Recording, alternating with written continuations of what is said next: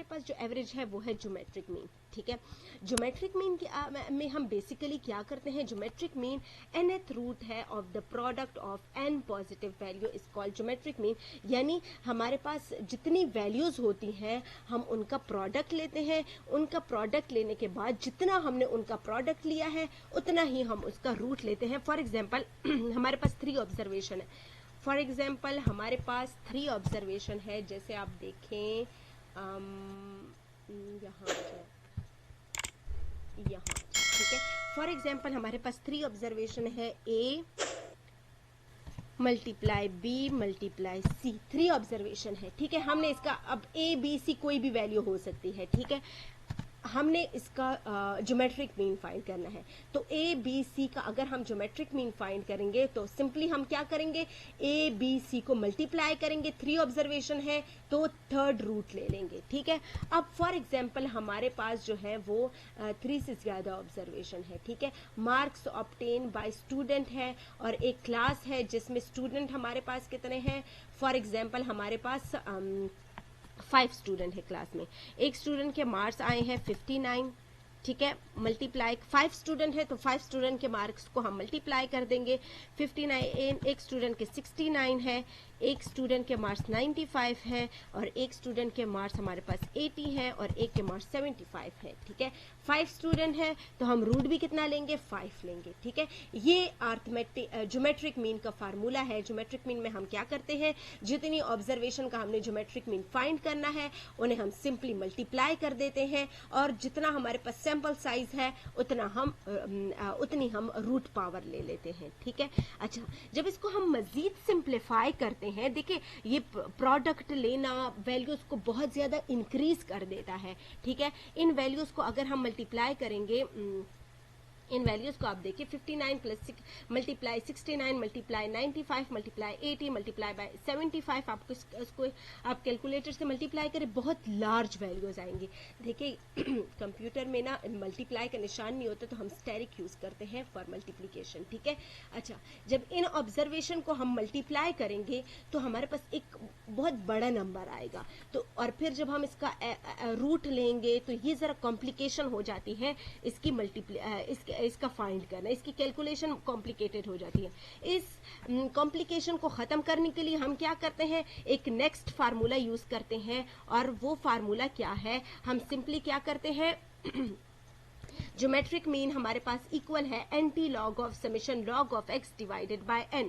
Simply हम क्या करते हैं, हर एक ऑब्जर्वेशन का, यानी यहाँ पे हमारे पास क्या है, एक स्टूडेंट के 59 मार्क्स, एक के 69, एक के 95, एक के 80, एक के 75, हम सिंपली कैलकुलेटर से लॉग ऑफ 59 लेंगे, जो वैल्यू आएगी उसको ऐड कर देंगे लॉग ऑफ 69 के साथ, उसकी जो वैल्यू आएगी उसको प्लस कर देंगे लॉग ऑफ 95 के साथ, इसकी जो वैल्यू आएगी उसको प्लस कर देंगे लॉग ऑफ 80 के साथ, इसकी जो वैल्यू आएगी प्लस कर देंगे लॉग ऑफ 75 के साथ, ठीक है। और फिर हम इसको सिंपली डिवाइड कर देंगे 5 पर। अब हमने लॉग ले लिया है हर एक वैल्यू का, तो उस लॉग के इफेक्ट को अगेन खत्म करने के लिए हम क्या करेंगे, एंटी लॉग करेंगे। जिस तरह प्लस और माइनस एक दूसरे के ऑपोजिट है, सिमिलरली लॉग और एंटी लॉग एक दूसरे के ऑपोजिट है, ठीक है। इन केस ऑफ अगर हमारे पास अनग्रुप डेटा है, अनग्रुप डेटा वो डेटा होता है जिसमें हमारे पास फ्रीक्वेंसी टेबल नहीं होता, वो डेटा जो कि अनऑर्गेनाइज्ड अनअरेंज्ड फॉर्म में होता है, जिसमें हमारे पास फ्रीक्वेंसी का टेबल नहीं होता, वो अनग्रुप डेटा होता है, वो टेबल की फॉर्म में अरेंज नहीं हुआ होता है, ठीक है। तो अगर हमारे पास अनग्रुप डेटा है तो ज्योमेट्रिक मीन हमारे पास इक्वल होगा anti log of summation log of x divided by n, यानी जितने भी हमारे पास ऑब्जर्वेशन है उसका हमने लॉग ले लेना है, तमाम वैल्यूज को हमने ऐड कर देना है, देन हमने सैंपल साइज पर डिवाइड कर देना है, फिर हमने अगेन इस लॉग के इफेक्ट को खत्म करने के लिए एंटी लॉग ले लेना है। अगर हमारे पास ग्रुप डेटा है तो हम क्या करेंगे हम सिंपली हर एक ऑब्जर्वेशन का लॉग ले लेंगे, उस लॉग वैल्यूज को हम फ्रीक्वेंसी के उसकी रिस्पेक्टिव फ्रीक्वेंसी के साथ मल्टीप्लाई करेंगे, देन हम समेशन ले लेंगे, ठीक है। फिर हमने n पर डिवाइड कर देना है, फिर सबसे पहले हम ब्रैकेट में जो वैल्यूज होती हैं उनको सॉल्व करते हैं, जो रिजल्ट आएगा उसका हमने एंटी लॉग लेकर इस लॉग के इफेक्ट को खत्म कर देना है। In case of group data ये n जो आपको नजर आ रहा है, n हमारे पास कहाँ से आता है, फ्रीक्वेंसी के कॉलम को ऐड करने से आता है। कुछ इसकी न्यूमेरिकल एग्जाम्पल करेंगे तो मजीद क्लियर हो जाएगा, ठीक है। अच्छा, example of geometric mean for group data, sorry for ungroup data. सबसे पहले किसके लिए एग्जाम्पल करते हैं इसकी, अनग्रुप डेटा के लिए करेंगे फॉर अनग्रुप डेटा। ओके, हमारे वही सेम एग्जाम्पल है जो कि हमने अर्थमेटिक मीन के लिए किया था, वही एग्जाम्पल जो है हम अगेन ज्योमेट्रिक मीन के लिए करेंगे, ठीक है। Calculate the geometric mean for following the marks obtain by 9 students are given below.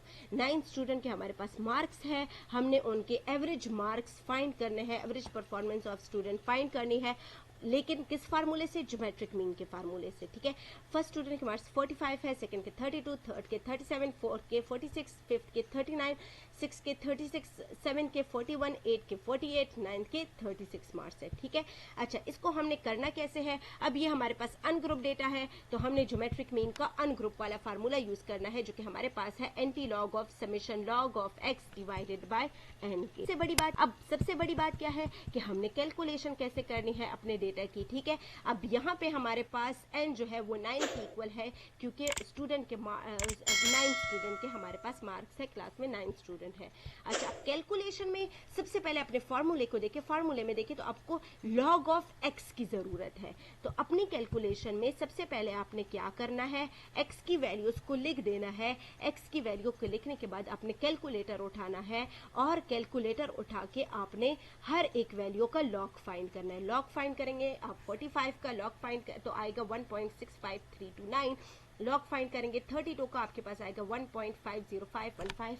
आप लोग प्ले स्टोर से साइंटिफिक कैलकुलेटर भी डाउनलोड कर सकते हैं, और आप साइंटिफिक कैलकुलेटर लॉग आपको सिर्फ साइंटिफिक कैलकुलेटर में मिलेगा। ये साइंटिफिक कैलकुलेटर है, और यहाँ आए तो ये लॉग लिखा हुआ है, LOG लॉग, ठीक है। आपने सिंपली लॉग प्रेस करना है और 45 प्रेस कर देना है, ठीक है।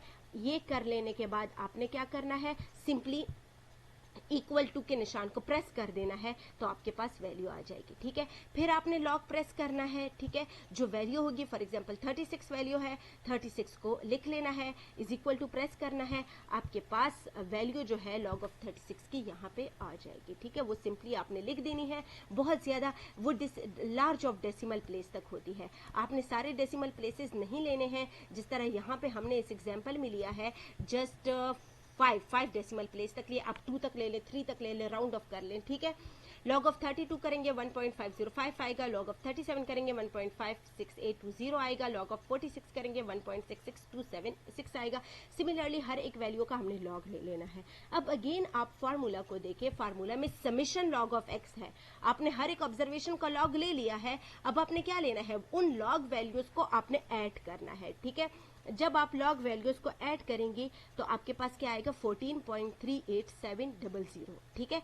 सिंपली आपने क्या कर देना है, ये जो आपको फार्मूला नजर आ रहा है समेशन लॉग ऑफ एक्स, इसकी जगह आपने 14.38700 पुट कर देना है, डिवाइडेड बाय n करेंगे 9 करेंगे तो आपके पास आएगा 1.5।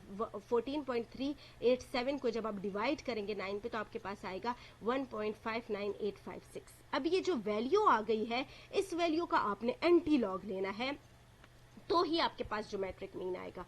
अब एंटी लॉग आपने कैसे फाइंड करना है, इधर आए अगेन अपने कैलकुलेटर पर, ये आपको शिफ्ट की बटन नजर आ रही है, ठीक है, और ये आपको लॉग की बटन नजर आ रही है।